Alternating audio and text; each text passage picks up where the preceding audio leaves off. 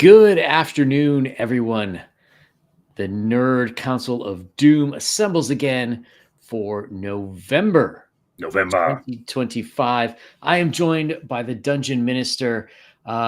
We are waiting on the third member of the council, the Dungeon Delver. Unfortunately, the Delver, he had a little accident. He mixed up the ion cannon with the ion cannon.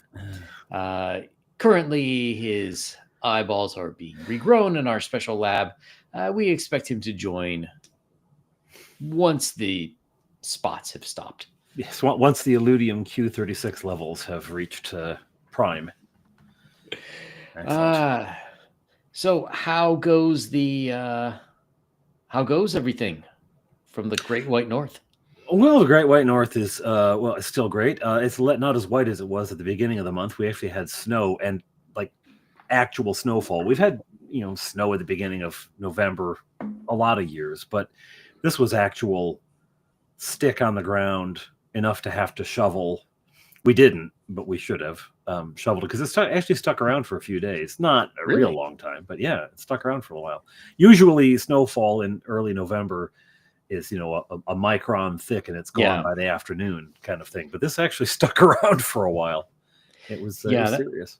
That's what we had here. I was busy doing the evil yard work of Doom, trying to get all the leaves off the lawn. We don't want to have to pay to reseed the layer again in the spring. So right. Yes, we have to reseed ours just mostly because children and dog running back and forth. Well, that happens. It's worth it. So we have a variety of topics. Right.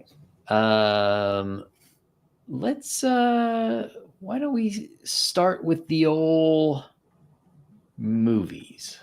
The great North American pastime. I would say American pastime, but half our actors are from Canada anyways.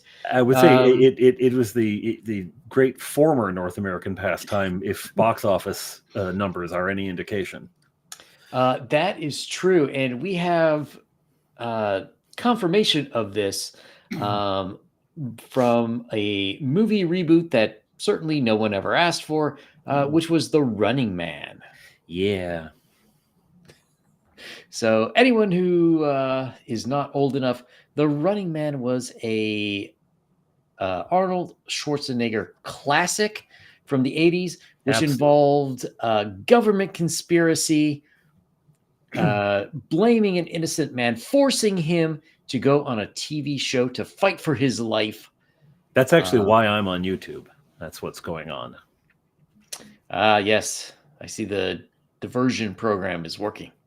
But for whatever reason, they decided to redo the movie. Now, I have not watched the whole thing myself. However, the original Running Man, the whole plot, once we get to, government cover up, the TV show where someone is running through these obstacle courses with people trying to kill them took place over 24 hours. Yeah. But in this new one, it takes place over a month. It's like spread out. And so a lot of the urgency, you had built-in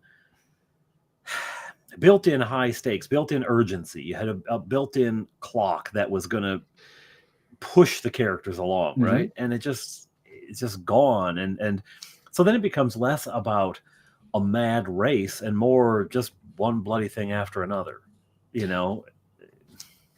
just a string of relatively disconnected events. Yeah, and the other thing that was a bit strange with it is that in the original, there were very specific people who were chasing him. Yeah. And they were all like cartoon or these days we say like video game level boss design characters. But apparently in the new one, anybody can kill him. Yeah. And I mean, I get like, in terms of realism, the 80s one was absolutely nowhere on the realism scale. It was just ridiculous. And as you say, the people opposing him were cartoon level villains. They were like they'd have a gimmick, and that was their thing. Like the guy on ice skates with a bladed hockey Yeah. stick, you know, and the flamethrower guy. Like it was all very kitschy, very gimmicky, but the whole thing was kitschy and gimmicky. I mean, like you bought the world because it framed in such a bizarre way. So trying to turn that into sort of a real, I mean, ultimately the Running Man is just The Most Dangerous Game remade, right? I mean, the short story, The Most Dangerous Game, Yeah, but remade. it doesn't even. But it's like if you were looking for a more boring version of The Most Dangerous Game, well, that's it. like You know, that would be it. And the other thing is, this reminded me, we just had a movie that came out last year called Jackpot with John Cena and Aquafina, and it's hard for me to believe that a movie with John Cena and Aquafina was going to be better than a major A-list. Well, I shouldn't say A-list, but something that Hollywood really put a lot of money into to put in theaters. But yeah. this movie was actually funny.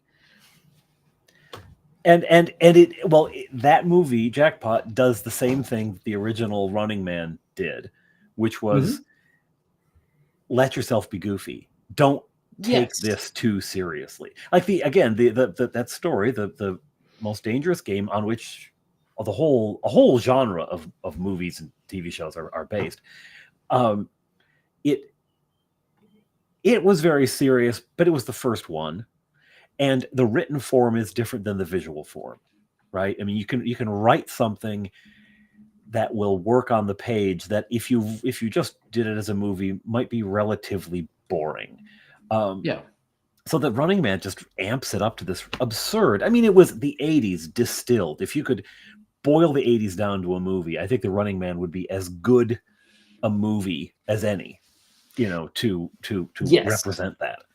I would put my my triumvirate of The Running Man, Schwarzenegger's Total Recall, and then the best of the bunch would be Predator.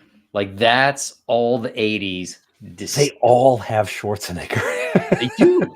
There might what as does that well say not about have the been 80s? any of the other movies in the 80s. Red Dawn's got to be in there somewhere. It feels like it should, but I think that I think that people are trying to make people forget about Red Dawn, and just a little like too close to home, is it?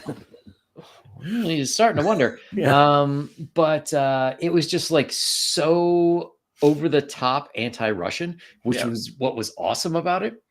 Although the troops there weren't Russian, they were South American, they were Latin American. That's true. There were a lot of Cubans. Yeah, that was the whole thing. The Russians were obviously the ones masterminding it all, but it was South American troops that had come over. There were some Russians who ended up there though, because there were some Russians that ended up there as well. You didn't happen to see the reboot, did you? No, I didn't even know they did that. Yeah, who's invading this time? Well, it was Chris Hemsworth, and Hemsworth is invading. Yes, I think at least 50% of America would just let him in. I don't think anyone would. His Australian accent.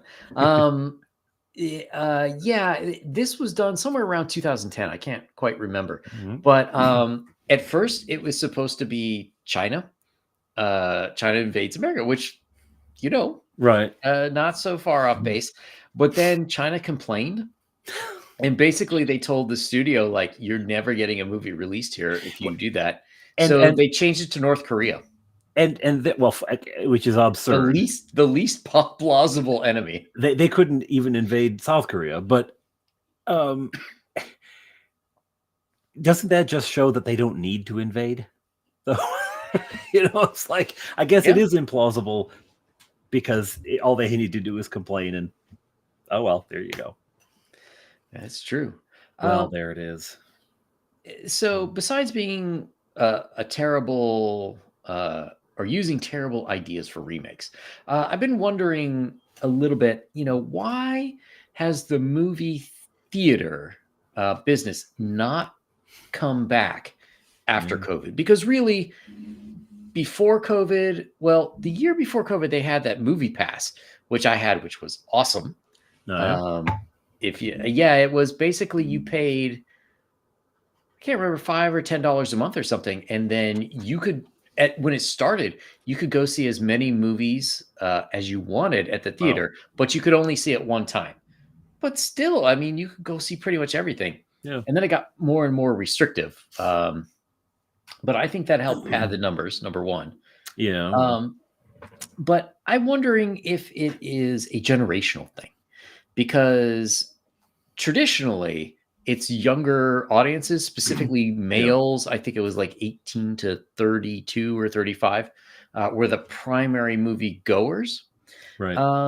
And as a man with kids who are just about teenage age, do they show any interest in seeing movies at theaters? Not really. No. No, I think just as you were talking about this, part of this might be the age where they would have been moving into, especially older than my own boys, kids who were in their early 20s now, would have been coming to the spot where they could go off to the movies alone, just as everything locked down. So just as they would have started experimenting with that, started exploring that, everything went on to the screen at home. And I heard someone, it might have been Critical Drinker, talking about this, saying, why would you go out and spend all this money on a movie when, like, in a few months, not even a few months, it's going to be on all your streaming services? It's like, why would you pay for it in the movie theater? I would agree with that for old farts like us. But if you remember back to being a teenager, part of it was like you got to go hang out with your friends, or maybe even a girl. What are the quotes about? What is 25, man. Who were you going to the theaters with? I wish it was more girls, but sadly. But the question is, if you have to inflate them, and you'd want to be there where your parents were not. Well, yeah. So they weren't, and you definitely did not want to be in her living room with her parents. No. Well, I have to say, in my case, there's where we are. There's no movie theater that they could get to without adult intervention. So that takes the cool factor down a little bit. It does, and I remember that as well. But at least here, it seems like once upon a time, you wanted to get that driver's license when you were 16, so you could get out of the house and not be supervised. Whereas here, I keep hearing people telling me that their teenage kids don't want to get a driver's license. And my question is, what the heck is wrong with them? But I'm wondering if this is related. Like, do kids just not want to leave the house anymore? I'm thinking, so part of that may be, I don't know, I don't have statistics in front of me. I had no idea we were going in this direction. So, but I know insurance for a teenage boy driver has always been, high, usury levels. But I wonder if that has not ratcheted up as the price of everything has skyrocketed, higher than wages. I don't wonder if that proportion is now so out of whack that it's just not seen as a thing. Coupled with, everyone's got their device, so they've got their phone in their, their movie theater in their hand, and it's probably more severe in Canada because I think we stayed locked down longer than the States did, but of a period where you're not going anywhere with anyone. Yeah. So they adapted and changed the way they do things. Now, my eldest is 15, going on 16 early next year, so wouldn't be driving anywhere anyway. But I do remember younger than that biking to the mall, where they had 3. Now I would probably consider them woefully inadequate screens, shoe boxes with screens at one end, but at the time it was just fine. Yeah. And and that was something that you do either with friends or alone. I went to see The Abyss because I had, I had my paper route, had enough money for that kind of stuff. I saw The Abyss like 3 times in one day. I just kept going back. Nice. Yeah. Well, and that's my other question is you mentioned paper routes. So I started walking dogs and delivering papers at 10. Yeah, that's clever. You could do them at the same time. Yeah. Get the dogs to carry the papers. Oh, I never thought about that. Usually I had to go to people's houses like once they left for work. So I'd finish the paper route and then I go get the dogs. Yeah. But I had a little bit of pocket money, so I could do things. Whereas for whatever reason, teenagers don't seem to want to work. And I can't, not having kids and not looking into it. Yep. I know that the job market is terrible, even for working at McDonald's. But then I hear from owners like, oh, kids don't want to work. They don't want these kind of jobs. And there's some of that. There's some of that. I've known, again, the only one in our household that could have a job is Fleetwood, and he's got one. He went after it pretty aggressively. But it is true. A lot of the jobs that teenagers would have had are being held by adults, frankly, now. Yeah. So it's not that the job market is not easy. And adults who can, who like, yeah, I'll work 3 shifts in a row. I don't care. Like I need the money. I've got to feed a family or myself or afford rent. So they're willing to put in hours and can put in hours when kids wouldn't be able to.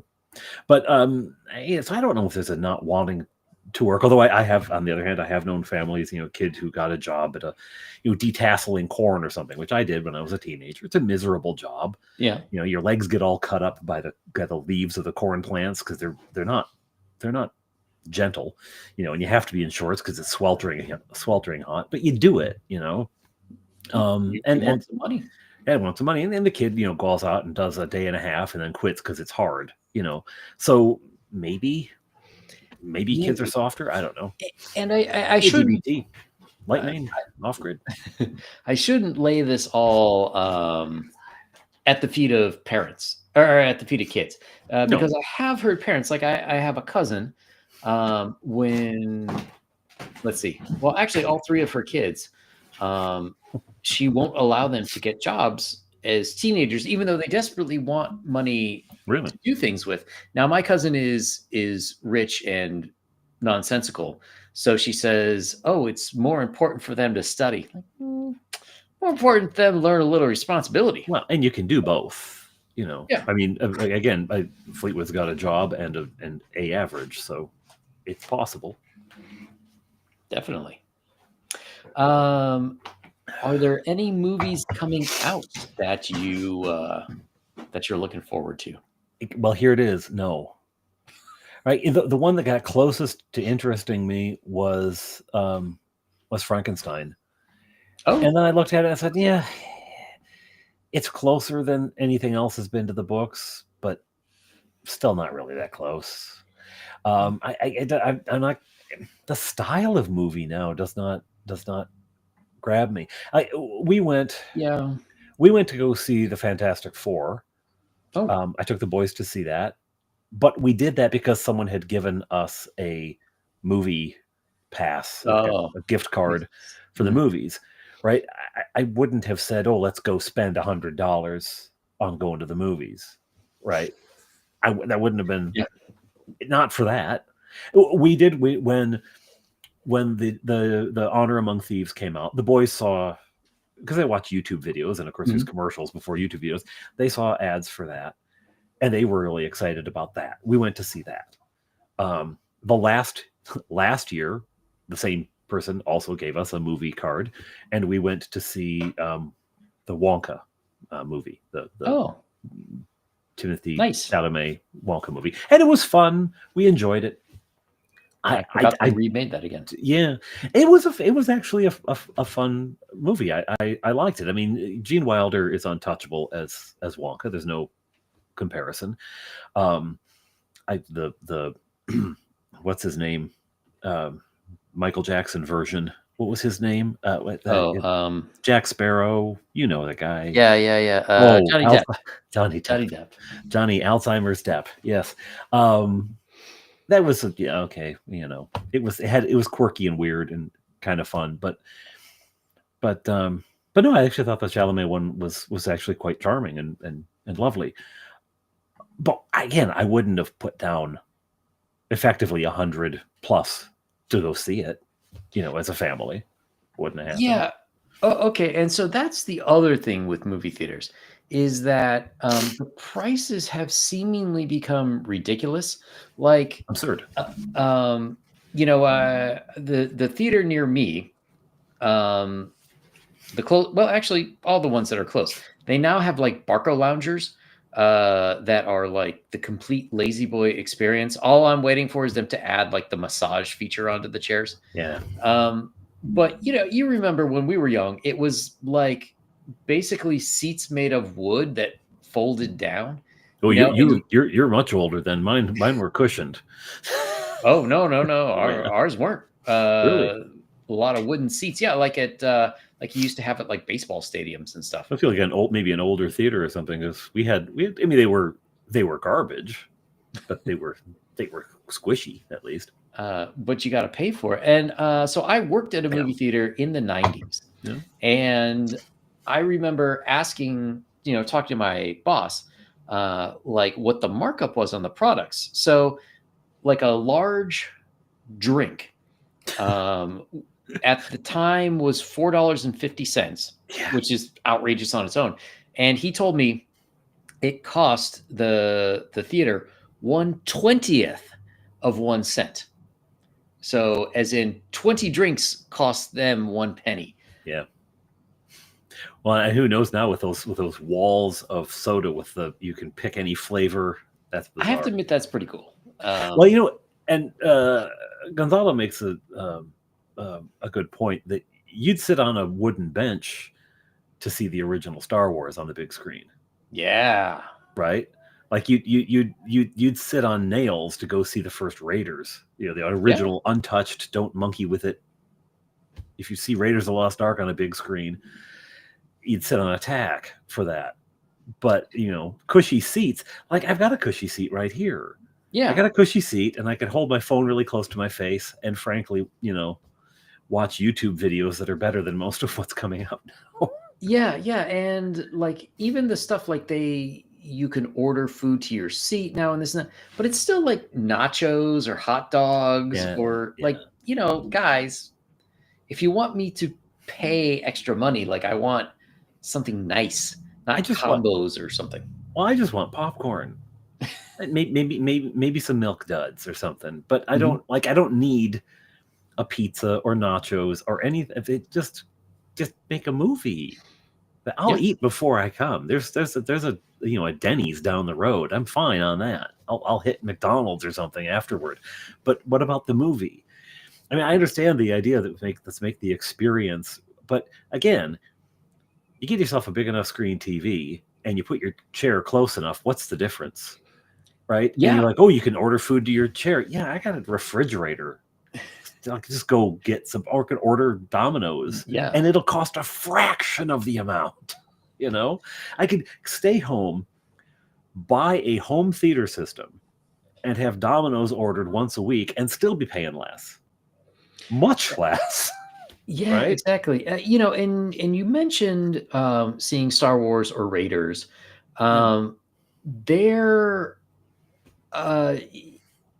They were doing that kind of thing during COVID, like when all the movies were shut down, when all the production was shut down. They were bringing back classics like now I was in LA at the time, but I remember Back to the Future was there, and I think they were doing the original Wizard of Oz, and a bunch of stuff. And I guess that's my question. Why didn't they continue that? Like if you have these megaplexes, right? Which like 18 theaters, why wouldn't you just dedicate one to classic movies? Make sure you're announcing them so people actually know they exist. Yeah. They do this with Studio Ghibli movies every year. Like they'll have one Ghibli movie a month. Really? and they've been doing it for years. And from all reports that I've seen, like every year, people want to go see My Neighbor Totoro or Spirited Away again. So like, there's got to be classics that it's especially with digital movies. Like, you don't even have to ship a print. Yeah. Hit send on an email. Really, well, probably a little more advanced than that, but still, it's not. I don't get why they don't. That's a very good question, because with the movie industry struggling, you'd think you'd say, all right, instead of remaking Running Man, why don't we just run the original?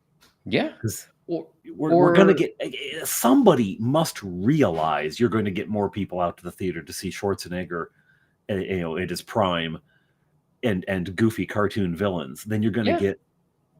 What do they really believe that what they're doing is just the peak of artistic endeavor? I mean, I guess you'd have to, in a way, because like, what, no one goes into making a movie saying, "Oh, let's make a piece of garbage," except Sharknado.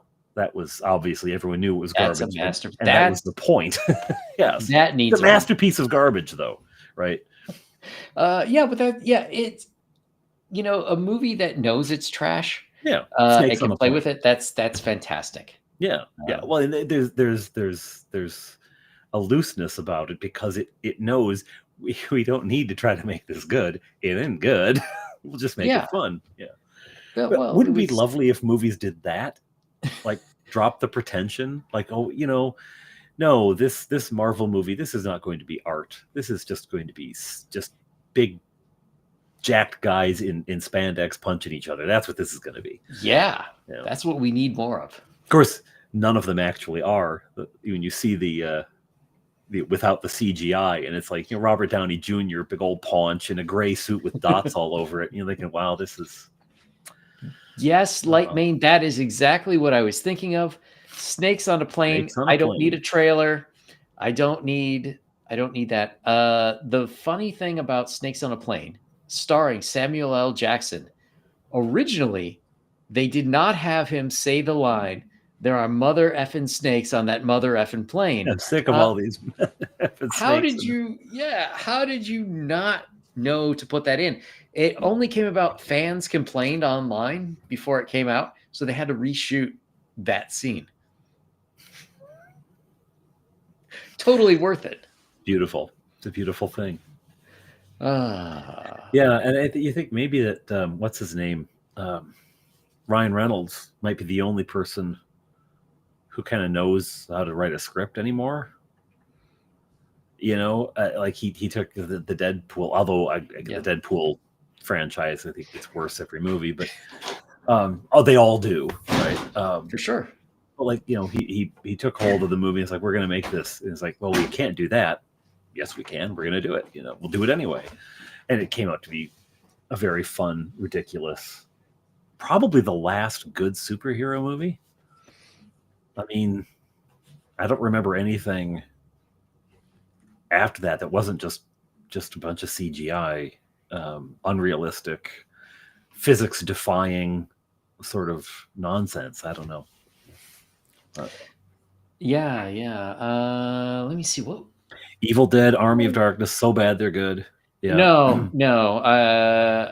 Hang on, Lightman. You thought that Snakes on a Plane was going to be about a girl on a boat? What? Snakes on a plane, and you got girl on a boat out of that.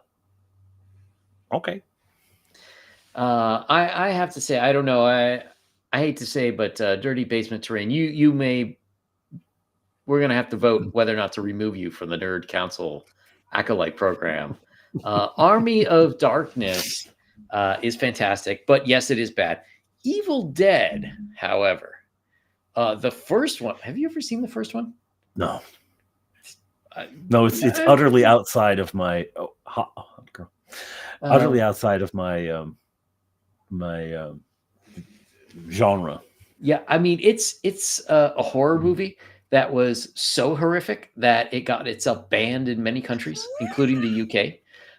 But Evil Dead 2 is a masterpiece because it is a horror comedy, and it's one of the few movies that threads the line so perfectly between horror and comedy. Like usually it's either horrific with a few like dad jokes or something, or it's like a comedy with a little bit of fake blood put in. This Right. is like, it'll start to go off the rails as the main character goes insane, and it gets goofy, but then they bring you right back with straight up horror. It is a classic, fantastic, and anyone who is looking to write for screenplays, like that's a movie to watch, Okay. There you are. in my opinion. There you are. Uh, Last movie that Mark saw in the theater was Deadpool and Wolverine. Well, there you go. yeah, Superman. I saw Superman. That was good. Did you? It wasn't great. Wasn't great. Yeah. The last one for me was Fantastic Four. I Until Christmas comes around and we get another card, and then we'll look around for what to see. now many people are talking about this one. Why is this so small? Yeah. There we go. The screenshots from The Legend of Zelda. Who knows if it's actually going to be good? At least they got the look. Yeah. It looks. I mean, just the stills are beautifully shot. Yeah. Well, and it looks like the costumes are right. They got kind of the right setting. Mhm. It remains to be seen. I'm still a little dubious about that. Just like they said, they're redoing Stargate, a new Stargate TV series. Why are they redoing it? They don't have any original ideas. What's going on? To make it worse, it's going to be on Amazon Prime. Now, okay. Now, Amazon has done some nice series. They did a great job with The Expanse, I thought. But given their They did a good job. They did a good job with the first season, maybe 1.5 seasons of Man in the High Castle. Yes. And then after that, the first season was amazing. Yeah, the first season was fabulous. And I mean, Rufus Sewell as the Obergruppenführer. Yeah. He was, I mean, just cold as ice. Brilliant. John Smith. Yeah, that was great until the last season, where it was like, did you watch the previous seasons? Was this taken over by some like college interns or something? Yeah, sort of felt like it. Sort of felt like they wrote themselves and they realized it, looking around going, hang on, if we made the Nazis the good guys, what we gotta fix this somehow. Because I mean, John Smith was because Sewell's a great actor, he was a sympathetic character. And you're like, oh, hang on a minute, we gotta fix that. Oops. Definitely. And then like they had clearly no budget, because they're like, oh, this is the big battle, and it's just like a couple of guys hanging off of a Jeep. Yeah. It's like, what's going on? Yeah. But I mean, Amazon has had some great shows. There was a great Jean-Claude Van Damme series, if you like comedies, from back in like 2017, where he plays a secret agent whose cover is the movie actor Jean-Claude Van Damme. It's amazing. But their more recent efforts have been Rings of Power. Well, yeah. Yeah. So something has gone horribly awry over at Amazon. Well, I mean, it's like one of those things where it's like McDonald's trying to do pizza. It's like, stick to your lane. That's not your lane. You know nothing about this. Don't do it. Don't do it. Exactly. I feel the same way about the McSalad and McParfait. Oh, well. But here we are. There we are. Hang on one second. What's that, Bill? Oh. It looks like the eye regenerator got a little confused. He now has compound eyes, much like an insect. You should get those replaced, Bill. We'll wait for you. That's got to be. He could use it to his advantage. I mean, you can watch more movies that way. All the different lenses. That's right. Although supposedly their eyes can detect movement at such a rate that movies don't seem like movies. 24 frames a second is not fast enough Not for fast enough. Well, them. that's why you can never swat the darn things. Yeah. They see it coming. No, I say there's not a movie I'm interested in. Is there anything that you're looking forward to seeing? Well, I am going to see Rental Family with my wife Okay. this week, which is the story of a washed-up white actor who is living in Japan doing TV commercials. And over there, they actually have a service where you can rent people. Like you can rent a father, and they'll find you like a guy who's of the appropriate age, or like a grandma, or a daughter, or a girlfriend. That's the girlfriend. Supposedly, there's no touching. That's what they say. I don't know. This is not in the world of the movie. You're talking about in the actual world we inhabit. Yes. In our world, in the year of the Lord 2025, you can rent people in Japan. And some people I suppose you can here too, but it's mostly illegal. Yes. I guess some of them do it, like they'll rent boyfriends or girlfriends, like to introduce to their parents. Oh man. It reminds me I think it's in China, the businesses that have an office, and they will rent you a desk and you pay to go there and act like you're working. That probably exists in China, yeah. And it was something where you can go, and if you're working on some project that isn't paying you, you don't have a desk, you can go there and work on it, or you can work on your resume, you can work on getting a job, but you still can go to the water cooler and flirt with the secretary and talk sports with the person in the next cubicle or whatever. Mm-hmm. It's like being in an office, but you're not actually employed. Wow, that's taking a sort of meta fantasy world to a whole other level. What if you did all of it? What if you went to a fake job and went home to a fake family? You could, if you had the money. That's distressing. I mean, it's to some extent, it's an interesting concept. Yeah. Because fascinating. There's so many people. Like, let's say it's on the up and up, and we're not selling naughty services. Like, let's say, like, there's a lot of guys who never went out with girls, like in high school, like presumably we did. So they're like in their 20s or in their 30s, and they don't know how to talk to women. Like they don't know how to go on a date. Like, you could kind of see the utility, like where you're renting a girlfriend, like to take her out, and then like afterwards she'll give you the lowdown, like you should have done this, you should have done that, to like improve your dating skills. Now I'm sad. that's what I got out of it. I'm just sad now. That's I mean, what?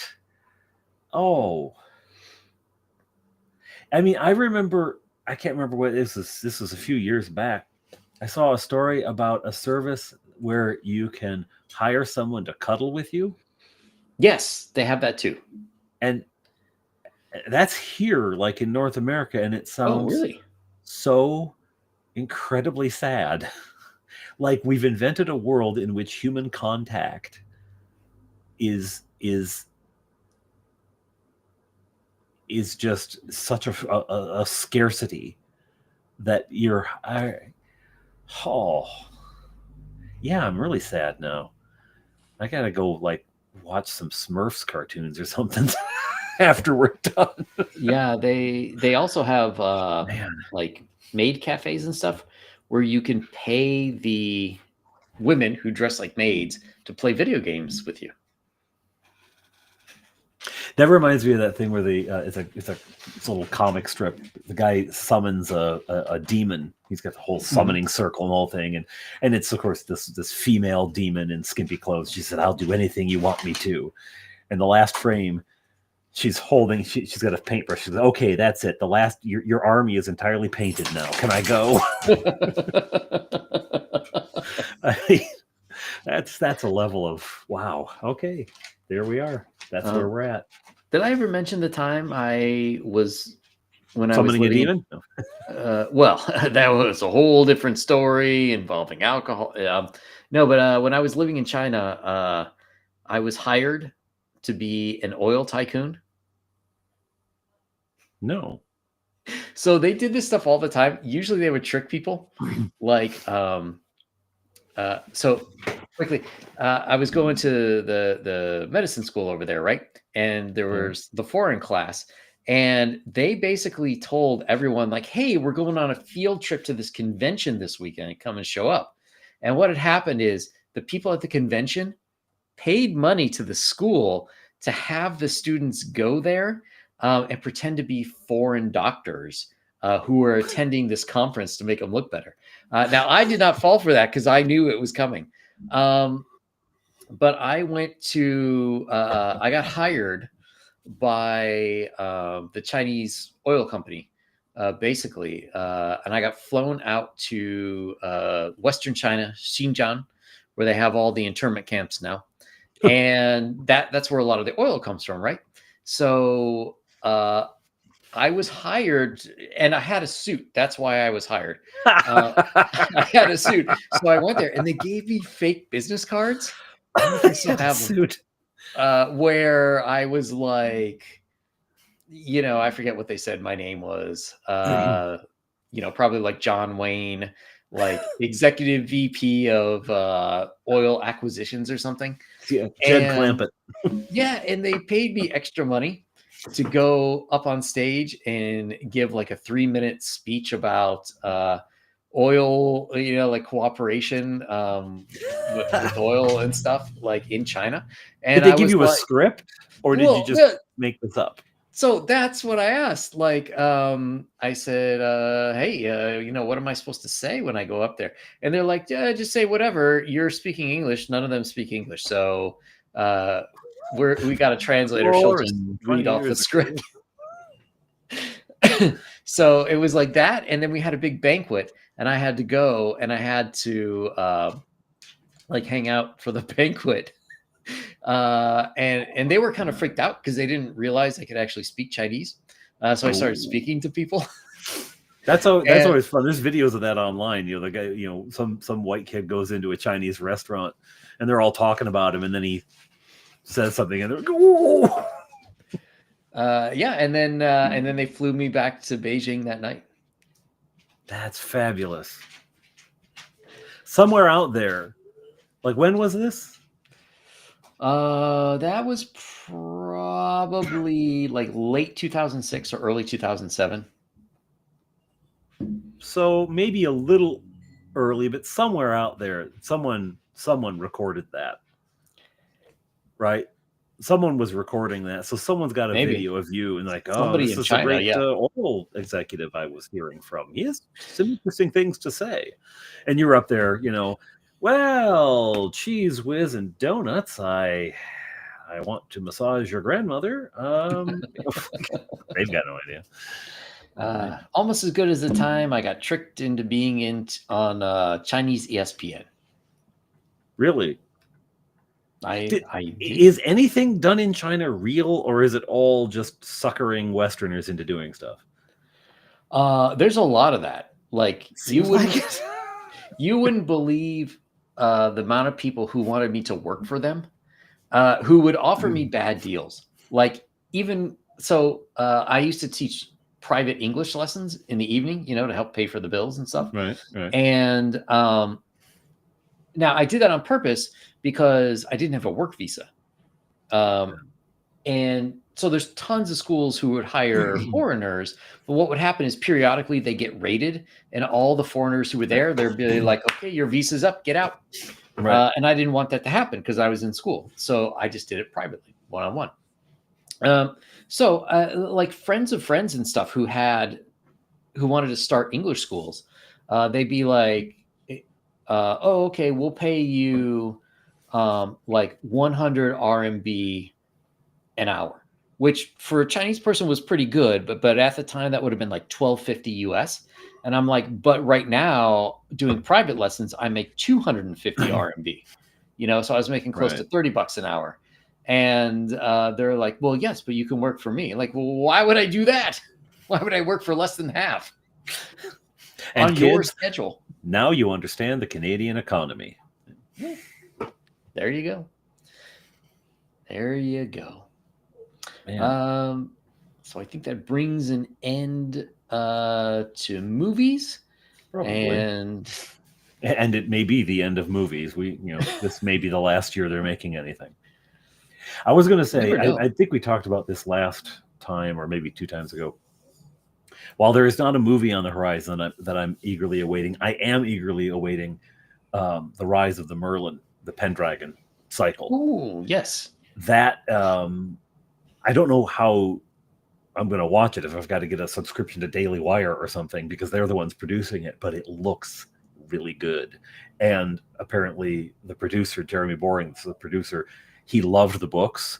So I don't think they're going to stray. I don't think it's going to be like, loosely based on the book. I think it's actually going to be have fidelity to the source material, which is always good, but that looks really, really amazing. Just production levels and just the look of it. Of course, I mean, you've seen the trailers. The trailers make everything look amazing, but it looks pretty good. Looks pretty good. Yeah, that and God help me, Stranger Things is finally coming to a close. Stranger Things 5? Yeah, I think 5th season. I think it's yeah.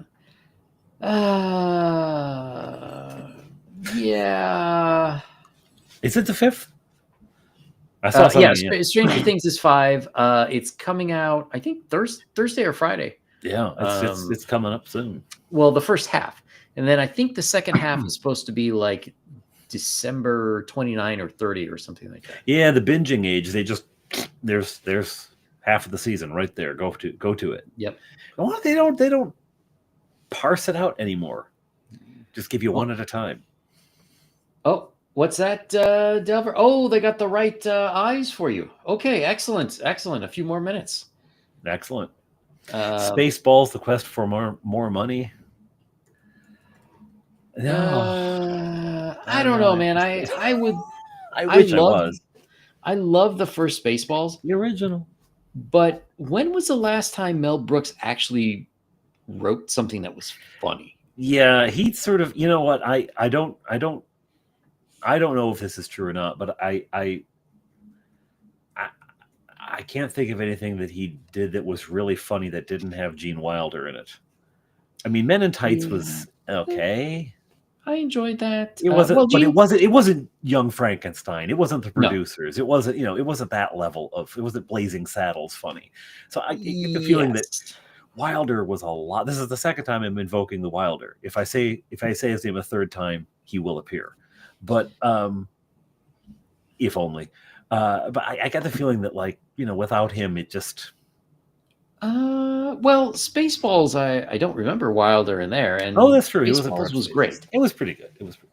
I still don't put it. I'd put it second tier. I don't put it Blazing Saddles. I don't put it. But I mean, everyone's got to have everyone's got to have a best and second best. So. That's true. That's true. So you are quite a busy man this time of year. It's getting into the busy season. Going to be. What is going on the channel? Well, I have last week I released the the first of a sort of grand recap wrap up. So what has happened is my my studio space is no longer available to me where I have been recording for 4 years now is not available to me at the moment. And I am going to set up. I think I've made the decision it'll be in the basement here of our house, which is a really grotty space. I've got to clean it out, and I've got to get a table that'll fit down there because nothing I have will fit in the space. So I've got to do some work getting into that. But as I discovered, I have been doing a lot of shorts. Actually, I was doing a lot of shorts. I just did a couple of new ones recently. I'm re-upping that. Which we should tease Bill about. I mean, he's got shorts. I mean, he's a Florida man, so lots of shorts, I suppose. But doing a few of those, and I had, before the studio space became unavailable, studio space, it makes it sound like it's just a room, but I had recorded a sort of high level, just the big moments recap of the in-person game I play, not the family game, but the Game Shop game. It started in the Game Shop. It doesn't play there anymore, but what's that, Dungeon Delver? Oh, okay. How many fingers? 5? Close enough. Hey, there he is. Hello. We can see him, but we can't hear him. Yes. Glad to see your eyes are better, but your voice not so much. All right. How about now? There we go. Perfect. There we He go. lives. Okay, he lives. great. For whatever value of that is considered. Greetings, everyone. I apologize for my tardiness. My four-legged family member needed some tending to today, so but all is well with him. Set aside any concerns you might have for his general well-being. Call it overly worried doggy dad, and we will proceed from there. So since I missed a bunch of stuff, let's just start the show over from the top, and we'll just do it all again. So the Running Man. The Running Man. Yes. The Running Man. Not good. Been there, done that. Yeah. Schwarzenegger did it better. In fact, we discovered that Schwarzenegger was in all of the best 80s movies, although I would argue that Goonies belongs in there. Say Anything belongs in there. Sure. Come on. It's a wishing well. These are our wishes. Don't take them, goddamn you. Don't take them. I was take the wishes. Kickboxing, sport of the future. Hey, Fratelli, you're finished. But I believe we were holding off on a wonderful article from the Atlantic. Yeah, you saved the bile and vitriol for me, and that's fine. Well, everyone's got that speciality. Do you Yang? I don't know if you have access to this rag, this absolute. I do not. Jacobin publication. Let me see.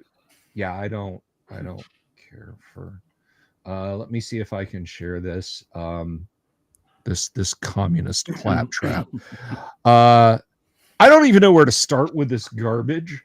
Let me go ahead and do the share. Yang, I sent you the share. There we go. But allow me to start with this thesis. For the last 3 years running, right around this time of year, trying to slip it in with a little bit of holiday cheer, there have been press attempts to attack D&D, and I'm just this is just the latest here. So the thesis on this from Adam Sewer, that is his name. Excuse me, their name. I don't want to assume genders. The thesis. Oh, what did I say? At any rate, the thesis is that Elon Musk needs Dungeons and Dragons to be racist. I want to take a step back, and I want you guys to realize the utter crazy town. Like, how is this the title of something published in a magazine? Not Elon Musk's name, not Dungeons and Dragons, not needs to be racist. How do we live in an age when someone says, yes, I think this needs 30 column inches? Well, and it's like the title was pulled out of My Favorite Boogeymen. A big bowl of My Favorite Boogeymen. What's the title? Elon Musk Dungeons and Dragons and racist. Yeah. Let's put those somehow together. It's like a Mad Libs of pop culture. This article is straight out of like 2017, by the way. Yeah. Just the attitude, the mindset, you know. So let me begin the attack, because I am going to attack it, and I'm not going to be rational about it, and I'm not going to give it its due. So it starts off with the ridiculous premise that, you know, it's like, okay, all right, let's take a look at what we've got here. We've got an elf. We've got a dour-faced elf wearing problem glasses. This is, I would say this was AI, but this was apparently done by a Weasley Allsbrook. I'm just saying Weasley. You know, so you see Dungeons and Dragons. You think the initial thesis would be something to do with Dungeons and Dragons, and it's not. It is the fall of Constantinople wiped the last living Roman civilization from the earth.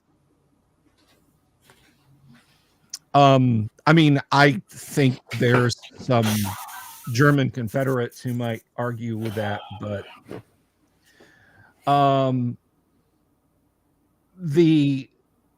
the God bless it. This fall also inspired a book, which inspired a game, which inspired the world's richest man to lash out because his favorite role-playing game wasn't as racist and sexist as it used to be. Wow.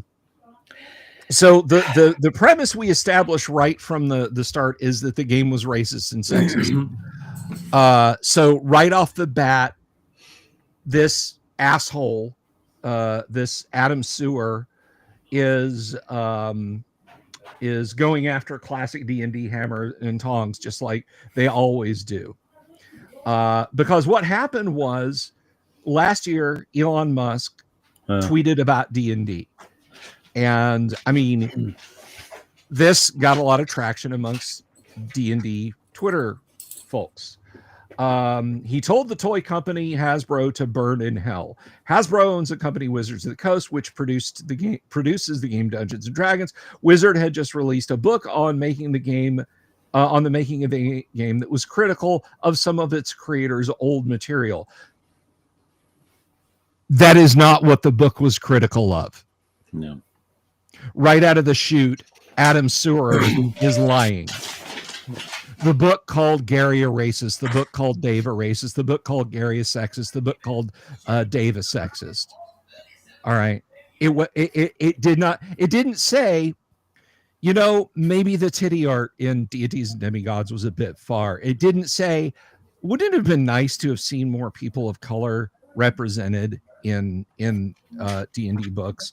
The 50 years of Dungeons and Dragons, a history of original D&D, whatever the fuck they were calling it, out of the gate said Gary was racist, so was Dave. They were both sexist, and they were bad people. I read it. You read it. This asshole is trying to run defense for the multi-billion-dollar company.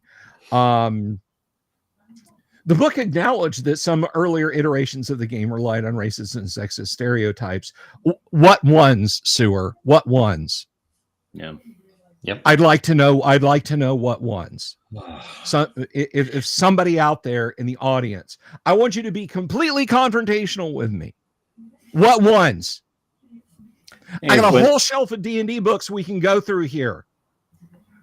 And you can point out the racism and sexism to me, and we'll line item it. We'll have a marathon 24-hour Nerd Council of Doom. And I'll read every word. And you can't when all you've got is a hammer, right? Yep. I mean, and that's it. They get like a one note. They got a one note song, and so everything has to be. It just trots it back to Trotsky. Yeah, I was going to say, when all you've got is a hammer, all you need is a sickle. Yeah. So, you know, here's the usual misunderstanding. That D&D wouldn't exist without The Hobbit. Gary loved a lot of other fantasy works than that. Yeah. All right. Well, but yeah, this is probably from a someone whose only exposure to fantasy is that the Lord of the Rings movies came out, and then Rings of Power came along, and that's about it. Yes. That's probably what he knows. This is a tourist. Yeah. This is a tourist. I mean, right smack dab in the middle of this, we have J.D. Vance and far right Prime Minister of Italy and the Department of Homeland. Like, what the fuck has this got to do with Dungeons and Dragons? You mouth breather. And who still thinks that the Prime Minister of Italy is far right? I mean, yeah. There's. He's swerving into a misunderstanding of the Lord of the Rings. And it just goes on. And I can't say this word that I'm highlighting here because YouTube, but the idea embedded in his influential stories have been reproduced in countless fictional works since. Few examples are more vivid than Dungeons and Dragons. Dude, the good people at Tolkien Enterprises sued TSR to keep their works out of Dungeons and Dragons. Then he starts talking about, apparently this is important that we know that he's Black and Jewish, And I'm sorry, 1994, with all respect to our younger fans, if this is when you came into D&D 7 years before the release of 3rd edition, I can see how your perception of truly classic D&D would be completely fucking warped. So he's going on here. He's bitching about some badly written 2E stuff. In a 2005 forum post, Gygax wrote that it was fine for lawful good characters to kill an evil character who had surrendered because the old adage about nits making lice applies. In a game. Well, let's find out what Aragorn did, right? What was his tax policy, and what did he do about the orcs? Yeah, what was his tax policy? So he's going on here, and the thing that I wanted to let's see. You went robot. Right here. I'm sorry. I went robot. Sorry. Am I better now? Just for a moment. Yes. Okay. Maybe I went robot. Here he magnanimously tells us if your identity was built around being a fan of a marginal pastime, de-geekification meant that suddenly you weren't special anymore. Yes, we don't like it when tourist scumbags like you show up and pretend to tell us what we already know. You pretend to tell us something you think we weren't aware of. Well, that entire paragraph describes the meme of, we are coming out with this, and a whole crowd saying we're looking forward to this, and one person says, "I don't like this. This is problematic." Well, what can we do? Make it that. Okay, now we're coming out with that, and the whole crowd says, "We don't want that." And the guy turns and says, "Well, will you buy that?" No, I don't want that either. I mean, it's... Yeah. Or why are you excluding us? Well, this is our thing. And then everybody rushes into that thing, and then they look at you and say, "You don't belong." You don't belong. Yeah, we're going to change this and thing. So, and now you don't belong. And so you leave and you create a new thing, and then they look at you in your new thing and say, "Why are you excluding us?"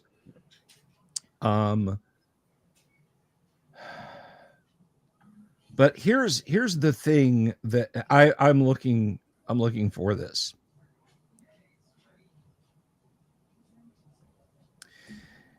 So he's quoting someone here saying, "If you want evil orcs in chainmail bikinis and slaves, you can go do that at your house. Go grab your boys. Go tell each other the story of the Lord of the Rings for 1,000th time. How magnanimous of you, may I? No one is threatening that, and frankly, no one cares. Go play your game." Lie! That is precisely the thesis of this article. Yeah. You are absolutely telling people they can't have that. You are absolutely telling people that that's not acceptable.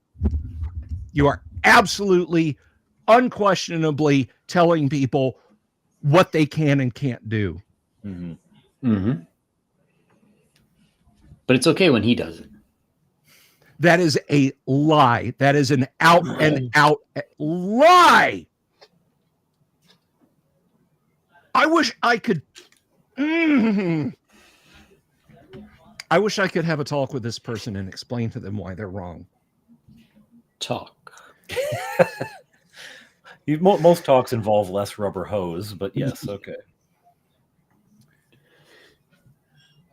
Anyway, this article goes on for paragraph after paragraph, invoking the defunding of USAID, of Gamergate, and I just D&D received USAID. That's fabulous. Maybe it does now that, or maybe it did under Hasbro. Yang, did you read the article?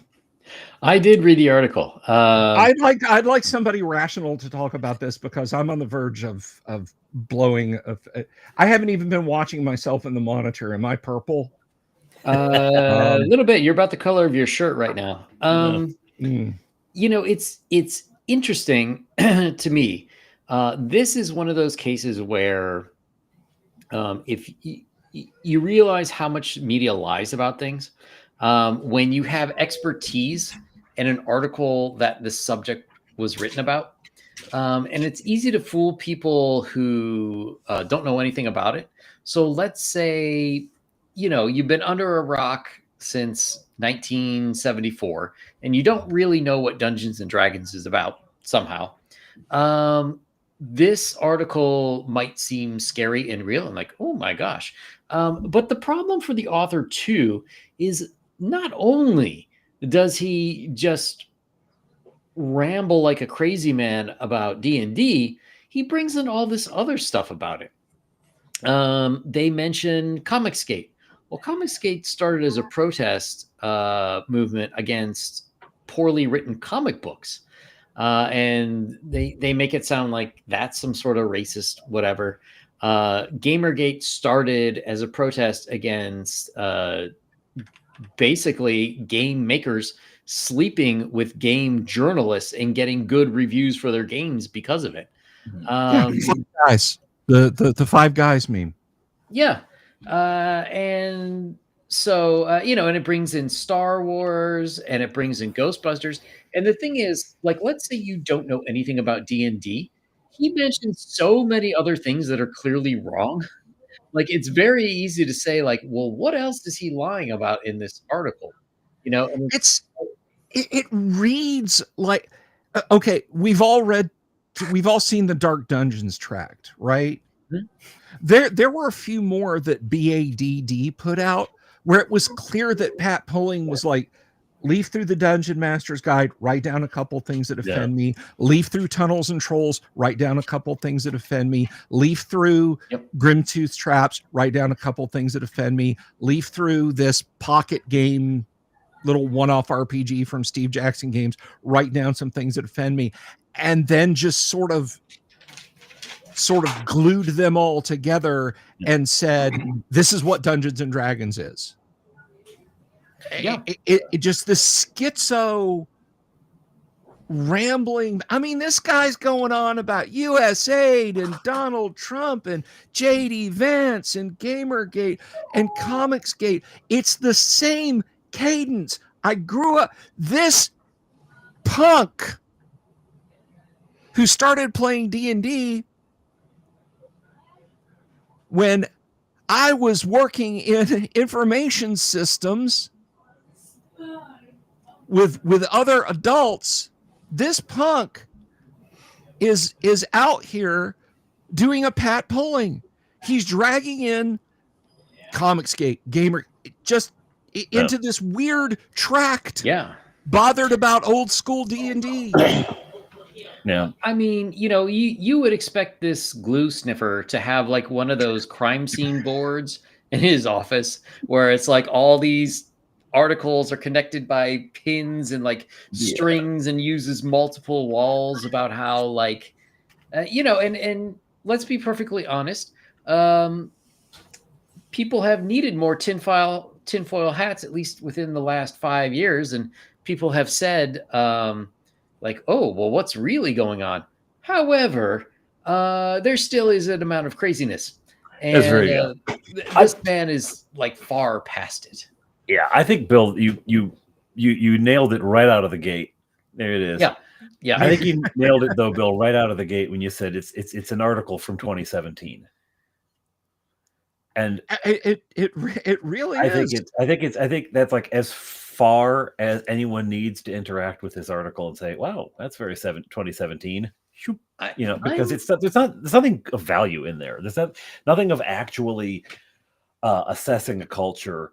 It utterly ignores the sort of raiding, pillaging mentality that has taken over most geek hobbies. It utterly ignores the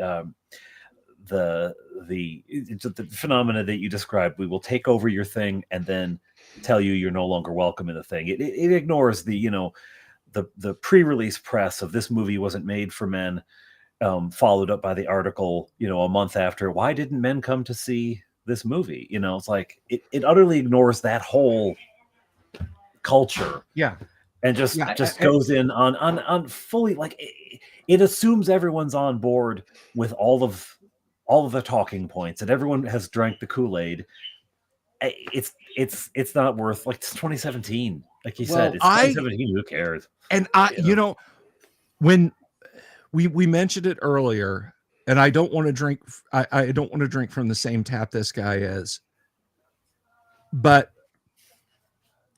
I told people, and we weren't interacting that much, so I'm not putting anything at y'all's feet.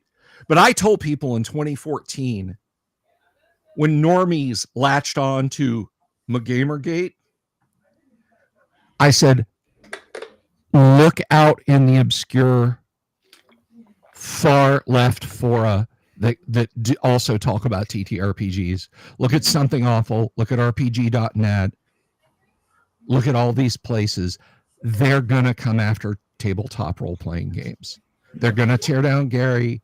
They're going to come after old school games. They're already talking about it. They're already saying, we need to clean it up. And people were like, Bill, man, don't drag that internet drama in here. This has something to do with video games. Don't even. Yeah. To me, I think there's another very important question that no one's asking, which is what's going on with the Atlantic? Because if you have someone with a specific political bent, either as an editorial or I guess if you want to call it the news section, and they're making a logical argument to support whatever position they believe, that's one thing. This is just clearly unhinged ramblings. It's very partisan. If he were to, well, not even more partisan, but like it's the weirdest takes on things and connecting things that don't belong together. If he started talking about Yogo Shas, would we really be surprised? But my question is, why would the Atlantic allow someone to publish this? Because he really does sound like he has a mental illness. As an editor, it'd be like, yo, buddy, a little more focus on, one of these topics. Maybe bring in one or two, but don't bring 12 different things that are unrelated. Yeah. It is the most. If as an editor you ever needed casus belli to say, you know what, fuck it, I'm just going to let AI write our articles from now on. Here it is. Yeah. Well, I mean, but here's the reality. You know precisely why this was published, because it's a rage bait title that'll get rage clicks and rage views, and the advertiser along the side of the page, screams and raging screams, Yeah. and the advertisers along the side of the page don't care who's scrolling past and why. All they care about is eyes are on their ads. Yeah. Right. So Yeah. it is entirely, it's designed to throw fuel on a fire that was really pretty much out. Like that Yeah. fire's pretty well out. People have rushed the fire trucks there and found that it was just a cat in a tree. No biggie. Right. We're not. I'm sorry. Go ahead, Paul. No. So I mean, it's just there's no there. I mean, it's obscene and it's infuriating and it's stupid and it is, nuts. But yeah, it's done entirely for rage engagement. I mean, I talked about this on stream the other night. I have an issue here of The Economist. You guys ever read The Economist? Not in a the long past. time. It's I have no money, so The Economist has nothing to say to me. But I have in the past. Right. My father-in-law kept this for me. This is from March of 2008. We know why that's significant, whether you watch my live streams or not. Here is 24 column inches about a funny little guy from Wisconsin and the impact he had on the world. No. All right. Nowhere in here, when they talk about how this man shaped popular culture, I mean, Gary Gygax changed the world. All right. And listen, if you're out there and you're mad at me for not saying Gary Gygax and Dave Arneson, we'll have that discussion another time.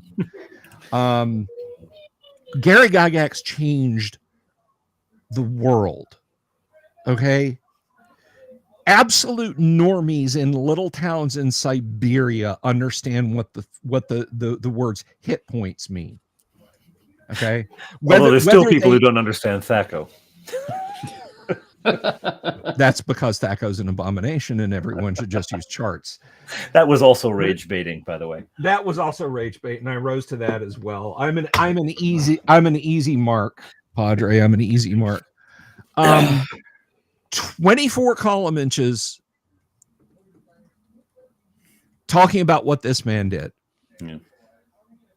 The Economist in 2008, The Atlantic in 2025.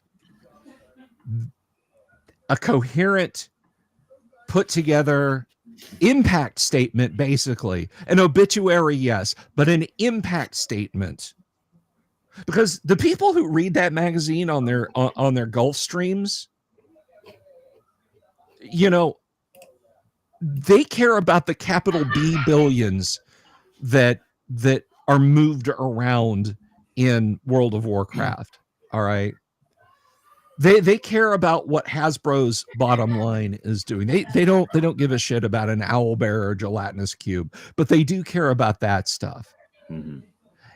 And when that funny little man from Lake Geneva can make them go, that speaks to his power. That speaks to Gary's pull. That speaks to Gary's influence. This dildo with ears from The Atlantic.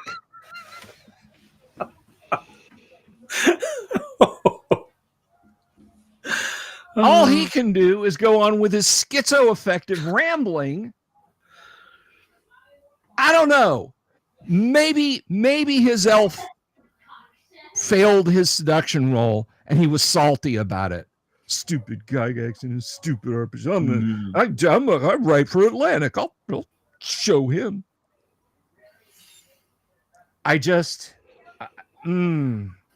Yeah. Yeah, that's an absurd.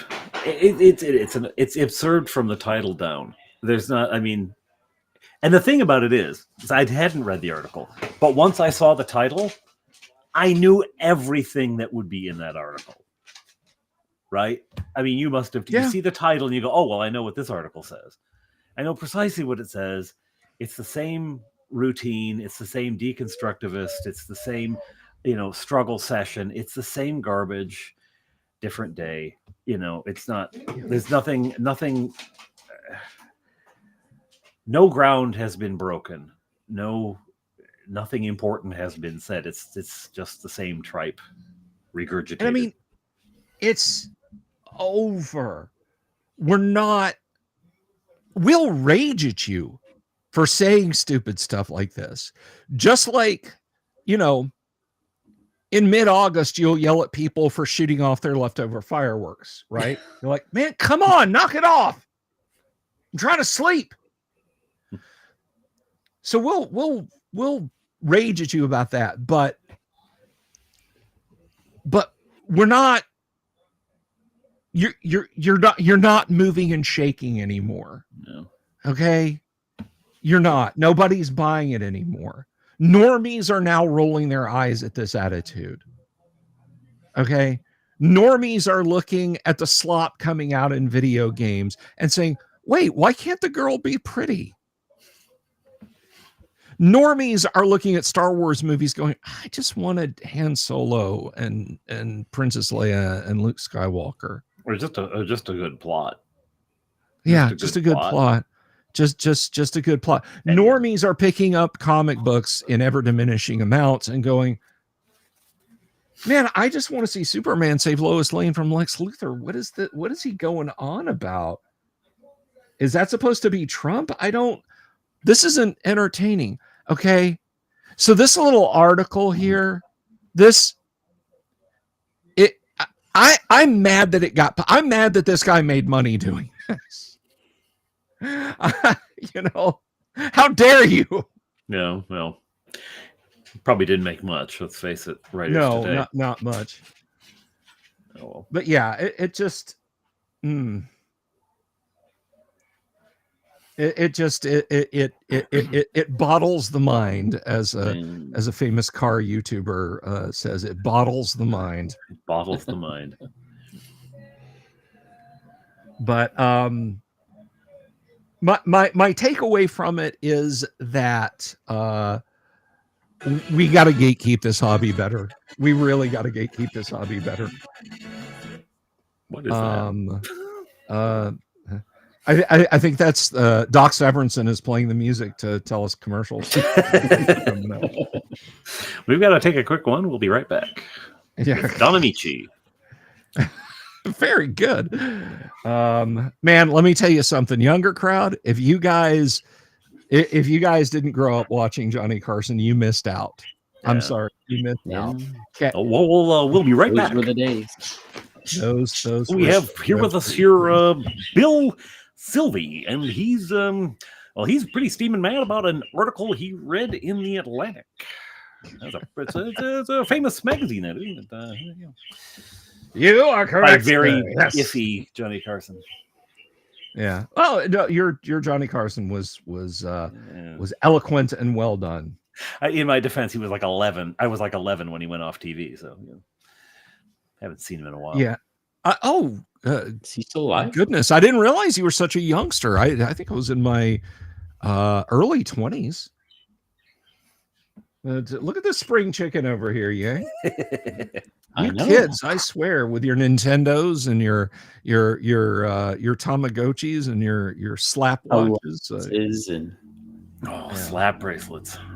Slap bracelets. Yeah. I was just young enough to see those in high school. It was high school. Yeah. Maybe it was middle school. Yeah. But anyway, I saw that article, and look, I'm not going to say that I descended into a red haze and woke up with several pending felony charges regarding a local FLGS, but it may have happened. I may have gotten that wound up about it. Well, it certainly is an infuriating thing, and I mean it. Yeah. For me, the article itself is it's the worldview and the assumptions behind it that make it possible to produce that are troubling, because it isn't about Elon Musk and a game and a book and all the other garbage that he threw in, the whole Western culture he dragged along with it. but it is about the whole of Western culture they dragged along with it. It's a mindset, it's a viewpoint which is designed for just one thing. You know, as Aragorn says of the army from that is coming from Orthanc, is bred for one purpose, for the destruction of the world of men. It's bred for one purpose. It's for the destruction of any semblance of a civilization, to return us to this mythical, idealized, wild state in which, you know, our only dependence is on the state, and there is no transmitted culture, there is no inherited wisdom, there is only the now. It's a mindset that is nothing but destructive and horrifies me deeply. And in that, you know, any cultural icon becomes just grist for their mill, and it is actually a terrifying movement. And this is the tip of an iceberg picking up, right? You know, that happens to be the iceberg that pokes us. I don't think we need to relax on the topic, Padre, but I also think the iceberg is melting. It is. I think we've moved into warmer waters, and I think the cultural zeitgeist is, we're just like, I think two things are helping out. One, people are like, I have better stuff to worry about than this. You guys go fight on Twitter and TikTok and YouTube comment sections, and I'm sorry, I got to pick my kids up from school and hopefully get some groceries. But also, people are we're tired of it. It's an exhausted level. But the thing is, the reason it still troubles me is that it seemed like this mindset was pretty much finished when the Berlin Wall came down. It seemed like this mindset was pretty well finished, you know, when Khrushchev made his secret speech. It seemed like this mindset was pretty well finished when people stepped back from the horrors of the killing fields, and yet.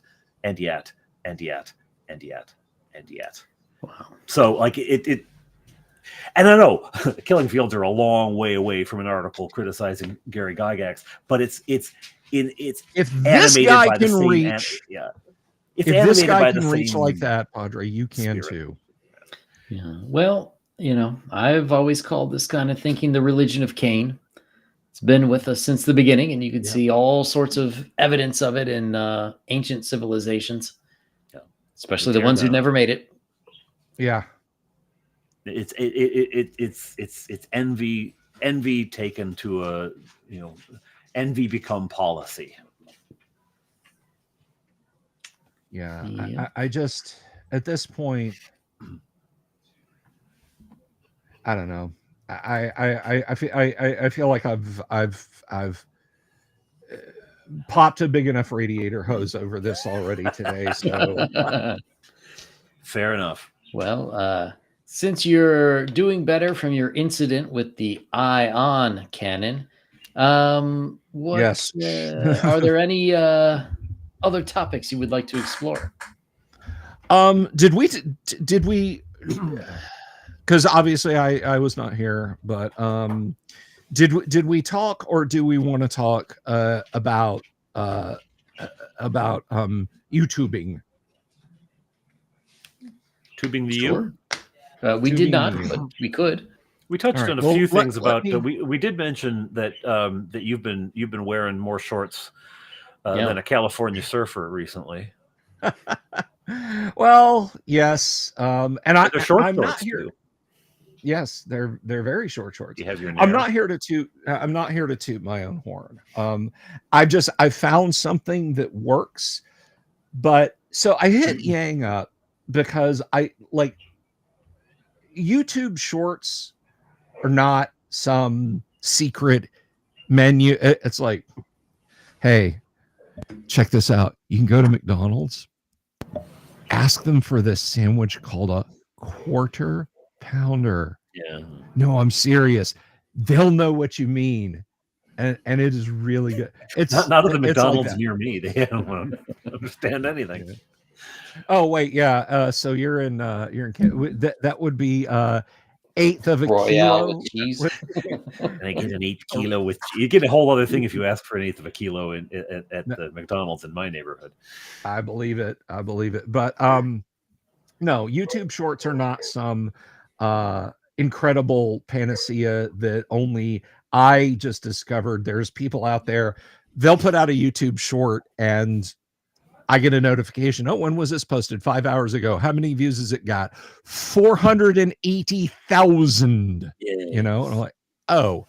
So, but for me, at my level, I started doing YouTube shorts and they blew up. They for me, I mean, my channel's growth was a horizontal line. Mhm. It wasn't doing anything. And you guys know I'd like to get 10K subs and get over get that and celebrate with a real convention and yada yada yada. That is a face-to-face convention. The Guac is a real convention. Thank you very much. But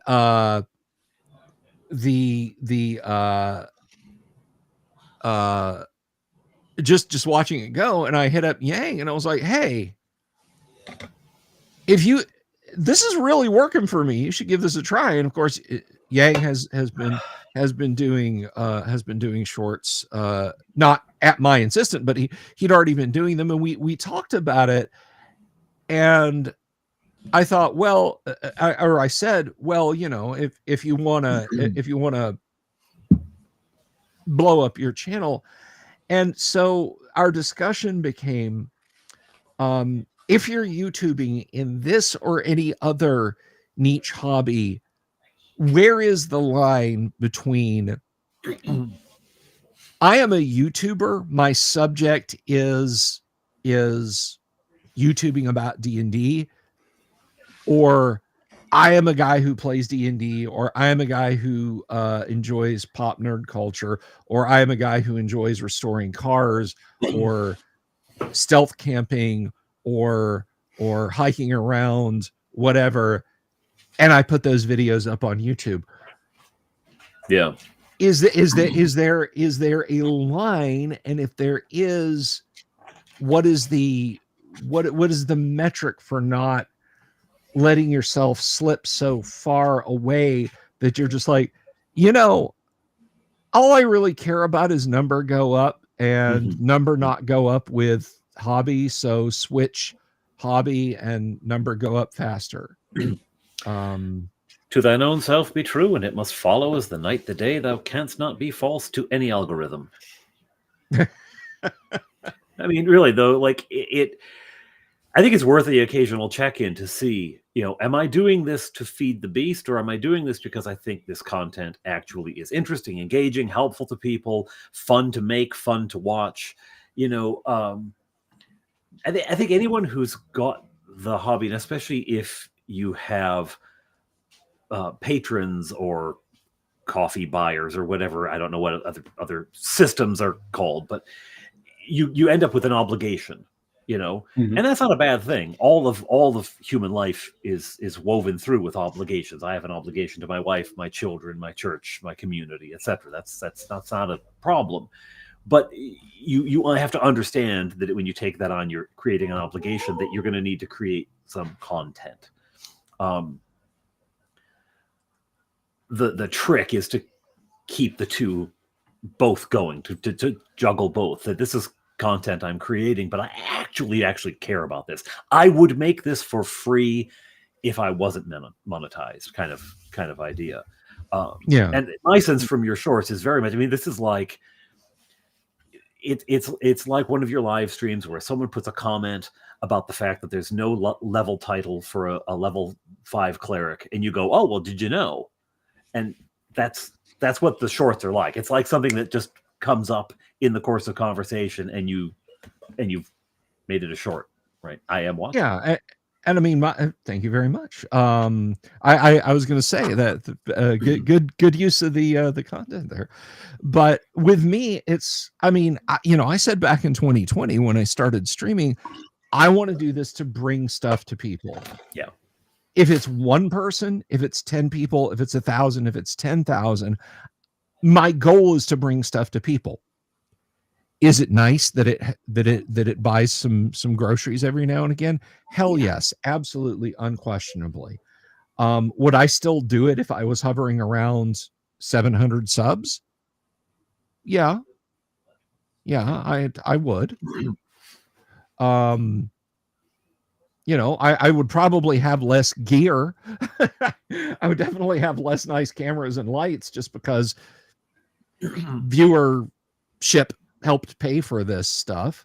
Right. But I would still do it. I guess what I'm saying is I think there's a danger with slipping into that point where it becomes your sole focus. And Yang, you have been silent and smiling politely, so I'd like to know your thoughts on it.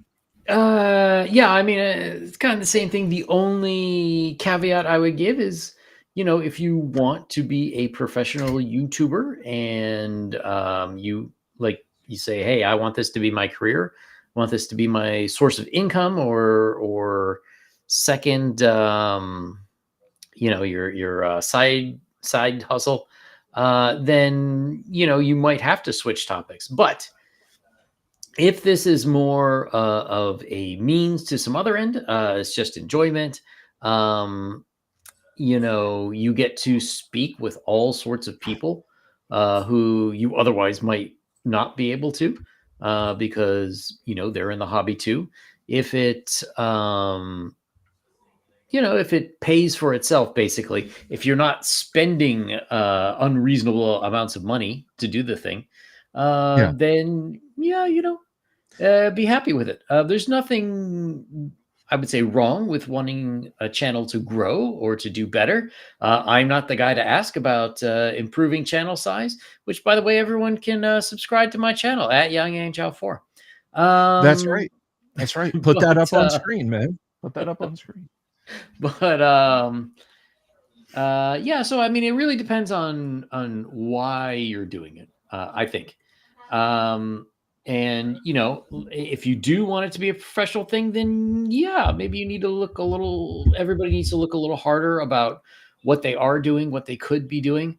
But if it's just for fun and enjoyment and you say, well, I can only make 5 shorts a week as opposed to 5 shorts a day, then, so be it. And just be happy with whatever amount of what you consider success to be. Yeah. Well, I mean, I think that pretty much very neatly summarizes it. I mean, I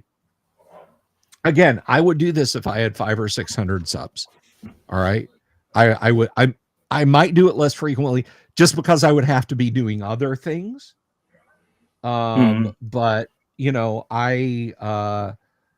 I like doing this because I like D&D. If somebody said, hey, Bill, you can do this thing over here, and 100,000, 200,000, 300,000 subs easy. Okay, cool. What is it? Well, I mean, everybody's into power washing videos. I'd say, yeah, maybe for a second channel someday. But I'm not gonna throw out for that. But I would just caution our listeners, our viewers, if you're gonna YouTube, be aware of that.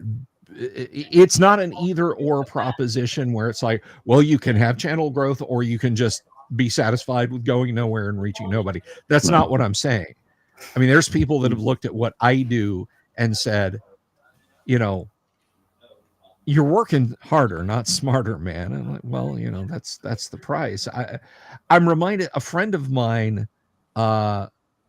he had a buddy, and his wife has an insanely popular YouTube channel where she reviews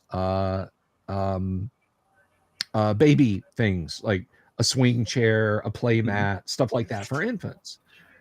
And she just posted up a video one day on YouTube, just like, oh, I love this, yada, yada, yada. She's got like 1.2 million subscribers on YouTube. She has companies that make that sort of thing that came after her. And it happened in the space of months. Her Right. channel blew up like that. She did a video where it was the same thing. And she was like, oh, honey, why don't you come in? I bet that'll be big. And so he was in it. He was playing with the baby and she was talking. She was in the video. And when you hit a certain level on YouTube, you get handlers. You get people at YouTube who want to manage your brand, like people at YouTube, not just random schmoes off the street who are like, I can grow your SEO so fast. Just give me $5,000. But there's actual people at YouTube, and they reached out to her and they're like, yeah, the videos that you did with your husband just did not do well. That's way off brand for you. So maybe not him in the videos, you know? And that's like, she did that because she loves her husband. She loves what she does, but she loves her husband and wanted to, you know, to interact with him while she also did a thing she loved. And it didn't play well. And I'm sorry to leave anyone hanging. I don't remember what her ultimate decision was, whether to press ahead and keep doing videos with her husband or say, I'm sorry, could you go stand over there? I'm recording YouTube. Yeah. You know, but anyhow, well, yeah, that kind of thing is just there's a darkness there. You know, she's making videos about her baby. How do you think you got the baby? There's gonna be someone else involved here somewhere. Yeah. It just, I don't know. It's an interesting topic, and all I can say is that, at least from myself, you're never going to see this weird pivot to, you know, cooking or anything like that. If you feel like you've got a pivot and it's going to be a more popular thing, open up a second channel. Don't step away from something you love because my algorithm. No, but that's we all know the channels, and it's largely shorts, and it's, you know, it's the obvious staged pranks, it's the AI slop, it's the remember the trend of reaction videos where all the person did was this? Yeah. Pointing and nodding. Yeah. But, you know, we've all that, and that stuff is done. That's algorithm first with absolutely no passion and interest. And, you know, and God bless the people who could take the passion and interest and, you know, and become the next Colin Furze or something, right? You know, and they're everywhere doing exactly what they want to do. But the reality, fundamentally though, if it's not authentic, it very quickly becomes obnoxious. Yep. Yeah. So just a little coded message from all of us here at the Nerd Council. Stay out of our way.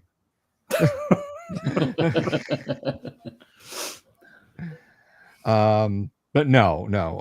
I just thought it was an interesting subject and something less blood pressure aneurysm inducing to kind of wind down with. But that's all I got, gentlemen. That's enough. Yeah. That'll do, pig. That'll do. All right. Well, to our viewers, I do want to apologize for my lateness today, and to my fellow council members. That's it. It happens. I want to point out the Dirty Basement there, talking about he puts out videos because he enjoys crafting and sending stuff to support Claricon, which is much appreciated. But do check out his stuff. He's back in action, no longer in a dirty basement, but keeping the name Dirty Basement. He took a a golden demon statue trophy from Warhammer, from Games Workshop, and smashed it with a hammer. That was an interesting one. Nice, Dirty Basement. That is awesome. He's going to get legal papers about that. That is fantastic. No gods, no masters, my friend. So he just the one. he does some fun stuff. So do check that out. Speaking of YouTubers who need more love. Gentlemen, I believe next time we have Christmas recommendations. Oh dear. On the list. I recommend Christmas. And I guess we will have to see what else we come up with. Is there any other business for this month? I'm going to need a few billion out of petty cash to finish the satellite network. Otherwise, no. Voice vote on that? Voice vote? Aye. Yeah. Aye. Don't worry about it. So you're getting into the T's. It's not an issue. Yes. And one announcement. The long-running Gamma World live play will be coming to an end, at least for the year, next week. Yes. That is right. Over on the Delver's Dungeon, we will wrap up. We're gonna mostly wrapping up the live stream. I actually have had two please requests for guest shows. So there's going to be a couple of live streams in December, but we're going to have guests on. But by and large, we are hanging up the big do not open till January 2nd sign on the studio door. And you'll still get YouTube shorts. You'll still get the advent calendar and the Christmas night show with Mrs. the Dungeon Delver. So Nice. someone, Ryan David over at Nerd Cognito once razzed me about that, because I was saying last year for Christmas, I was like, yeah, I'm taking December off. I'm only doing this, and these 3 streams and this. And he was like, that's more work than most YouTubers regularly do, Bill. So yes, I will be. We will wrap up we will wrap up Gamma World this coming Friday after Thanksgiving, American Thanksgiving, and we will have to see eggs or no eggs. Spoiler: watch the last episode, and let's see. Starting in December, I will be doing more regular shows. I've got Richard Witters lined up for the third. Yes, for the third, we're going to talk about his new game, Rudigers. Yes. I'm curious to see what he's doing. And other than that, I will probably, since I will not be able to work on anything around the house, probably back to more draw stream videos. Woohoo! So that's it for me. I will say to the members, thank you for coming. Please remember to sign the book on the way out by pressing the thumbs up button. And why don't you bring your friends along to these cult gatherings by sharing our link and get them to subscribe. Please do so while it's still voluntary. We have our Black Friday specials. All right. Good night, everyone. Was that when we were going to black out the sun? Sorry. Shit.